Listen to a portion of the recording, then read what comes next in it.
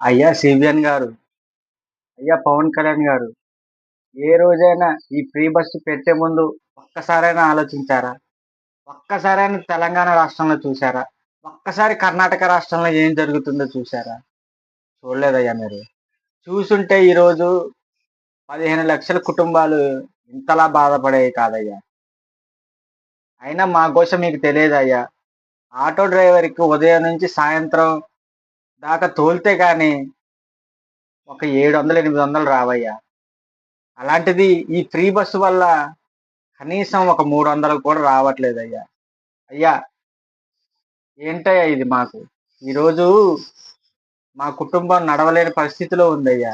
గడవలేని పరిస్థితిలో ఉందయ్యా. ఎవరికి చెప్పుకోవాలో తెలియట్లేదయ్యా. అయ్యా నెలకి 20,000 కట్టాలి నేను. కానీ 10,000 కూడా రావట్లేదు. నెలకి 10,000 అప్పు తెస్తున్నానయ్యా. ఈ మధ్యనే ఇల్లు కట్టుకున్నాను. అవి తీరకపోగా నా నెత్తి మీద ఎంతో భారం పడుతుందయ్యా. అయ్యా ఉచిత పథకాలొద్దయ్యా. Free bus తీసేయండయ్యా. మా డ్రైవర్ అన్నలు మేము అప్పులైపోతున్నామయ్యా. ప్రజలకి మంచి చేయాలంటే ఇదొక్క మార్గమే ఉందయ్యా.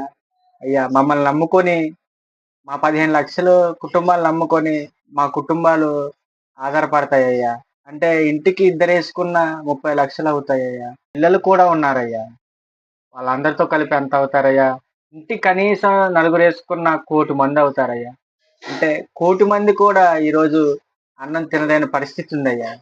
ఆ తర్వాత వీళ్ళని నమ్ముకున్న కుటుంబాలు, మమ్మల్ని నమ్ముకున్న కుటుంబాలు, ఆటో డ్రైవర్ మీద ఆధారపడే కుటుంబాలు కొన్నుంటాయ్యా. అవి వెల్డర్లు అవ్వచ్చు, పెయింటర్లు అవ్వచ్చు, ఇంకా చాలా కుటుంబాలు ఆధారపడుతున్నాయ్యా. ఫైనాన్సర్లు అవ్వచ్చు. వాళ్ళు కూడా ఎంతో అంత నష్టపోతున్నారయ్యా. అయ్యా మంచి చేయాలనుకుంటే ప్రజలకి నిత్యావసర వస్తువులు తగ్గించండయ్యా. Petrol, diesel తగ్గించండయ్యా. ప్రజల మీదే ప్రేమ ఉంటే ఇల్లులు కట్టించండయ్యా. అయ్యా బడులు కట్టించండయ్యా. ఇంకా ప్రేమే ఉంటే డ్రైనేజ్ వ్యవస్థ సరిచేయండయ్యా. రోడ్లు వేయండయ్యా. ఎందుకయ్యా ఈ ఫ్రీ బస్సులు? ఒక పేదవాడు ఎక్కగలడయ్యా.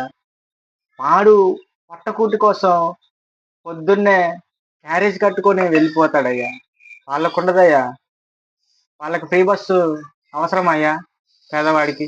మరి ఎవరికివయ్యా ఫ్రీ బస్సు? ఎవరికి ఉపయోగం? మిడిల్ క్లాస్ ఎంతమంది ఉంటారయ్యా? మిడిల్ క్లాస్ అందరూ కూడా ప్రయాణిస్తారయ్యా ఫ్రీ బస్సుల్లో. పాపం విద్యార్థులు కూడా ఎంతో ఆవేదనతో ఉన్నారయ్యా ఈ ఫ్రీ బస్సు వల్ల. ఆ తర్వాత ఓల్డ్ ఏజ్ పర్సన్స్, ఆ తర్వాత మగవారు కూడా ఎంతో ఎంతో అసంతృప్తితో ఉన్నారయ్యా.